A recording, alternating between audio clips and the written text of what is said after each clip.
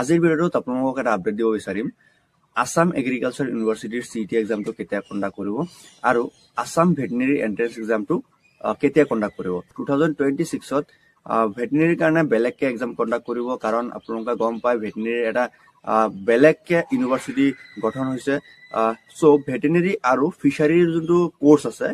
তাৰ এডমিশনটো বেলেগকে exam conduct কৰিব আজিৰ ভিডিঅ'ত মই আপোনালোকক জনাম যে এক্সামটো কেতিয়া কণ্ডাক্ট কৰিব আৰু আপোনালোকে তাৰ কাৰণে ফৰ্ম ফিল আপটো কেতিয়াৰ পৰা কৰিব পাৰিব আৰু আপোনালোকে কেনেকে প্ৰিপাৰেচন কৰিব কাৰণ আসাম এগ্ৰিকালচাৰ ইউনিভাৰ্চিটিৰ CET এক্সামটো নিট লেভেলৰ নহয় ঠিক আছে সো আসাম এগ্ৰিকালচাৰ ইউনিভাৰ্চিটিৰ এডমিশনৰ কাৰণে ইউনিভাৰ্চিটিয়ে এটা এন্ট্ৰেন্স এক্সাম কণ্ডাক্ট কৰে সেই এন্ট্ৰেন্স এক্সামটোৰ নাম হ'ল AUCET CET মানে হ'ল common entrance test so common entrance টেষ্টৰ টোটেল কুৱেশ্যনছ থাকে 160 কুৱেশ্যনছ তাৰ কাৰণে টাইমিং থাকে 2 আৱাৰ্ছ সো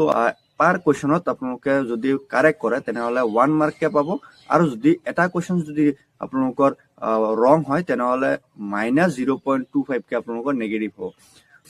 তাৰ কাৰণে আপোনালোকে যদি বিচাৰে যে আপোনালোকে প্ৰিপাৰেচন কৰিব কাৰণ আমি লাষ্ট 3 ইয়াৰ্স ধৰি প্ৰিপাৰেচন কৰাই আহি আছো সো ইয়াৰ কাৰণে আমাৰ এটা গাইডেন্স বেচ আছে সেই গাইডেন্স বেচত আমি কুৱেশ্যনছ পেপাৰ দি আছো লগতে আমি ষ্টাডি মেটেৰিয়েল দি আছো যোনবিলাক ষ্টাডি মেটেৰিয়েল আপোনালোকৰ প্ৰিপাৰেচনত হেল্প হ'ব ইয়াৰ লগতে আমি কিছুমান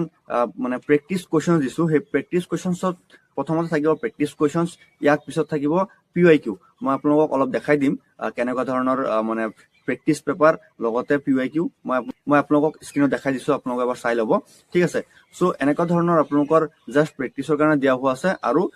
আপোনালোকক উইকলি ঠিক আছে মনডে আপোনালোকক টেষ্টৰ সিলেবাসটো দি দিয়া হ'ব দেন তাৰ কাৰণে ষ্টাডি মেটেৰিয়েল আমি দি দিম সো আপোনালোকে 1 উইক পঢ়িব লাগে দেন নেক্সট যোনটো সানডে আমাৰ মক টেষ্টটো কণ্ডাক্ট কৰা হ'ব সো মক টেষ্টটো কণ্ডাক্ট কৰিলে আপোনালোকে সেই মক টেষ্টটো এটেম্প কৰিব এটেম্প কৰাৰ পিছত ইভালুৱেশ্যন কৰিলে আপোনালোকৰ যি ডাউট থাকে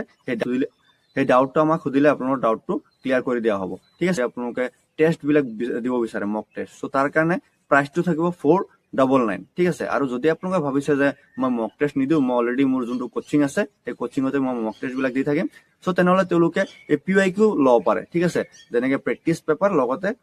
PYQ তাতে ইনক্লুড হোৱা আছে তাতে টোটেল 4 ইয়াৰ্স মানে তাতে PYQ থাকিব ঠিক আছে সো PYQ বিলাক সলভ কৰিলে আপোনালোকে এটা আইডিয়া পাই যাব সো সেই যদি আপোনালোকে অনলি PYQ লব বিচাৰে তেনেহলে অনলি 200 रुपीस পে কৰিলে হ'ল সো স্ক্ৰিনত এটা নাম্বাৰ দিয়া হোৱা আছে সেই নাম্বাৰত কন্টাক্ট কৰিলে আপোনালোকে পাই যাব